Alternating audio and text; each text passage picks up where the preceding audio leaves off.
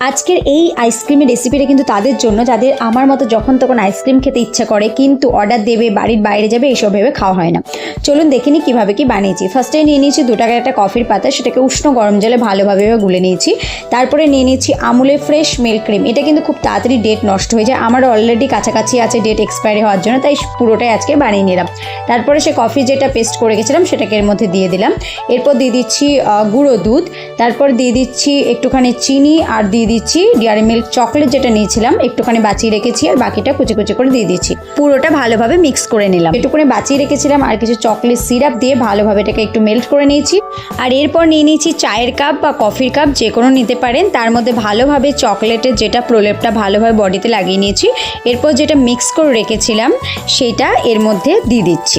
এরপর একটা foil paper আর গার্ডার নিয়ে ভালোভাবে এইভাবে বেঁধে দিচ্ছি। এরপরে কিন্তু ফ্রিজে একে রেখে দেবো। তবে হ্যাঁ, আমার কাছে স্পুন ছিল না বলে একটা দিয়েছি, আর যে টুথপিকগুলো হয় সেগুলো নিয়ে এইভাবে দিয়ে দিয়েছি, ব্যাস।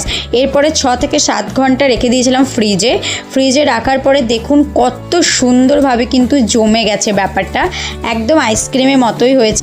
আমার কাছে আইসক্রিম বানানোর কিউবগুলো ছিল না, তাই এইভাবে করেছি। আপনাদের কাছেও না থাকলে কিন্তু আপনারা এইভাবে করতেই পারেন।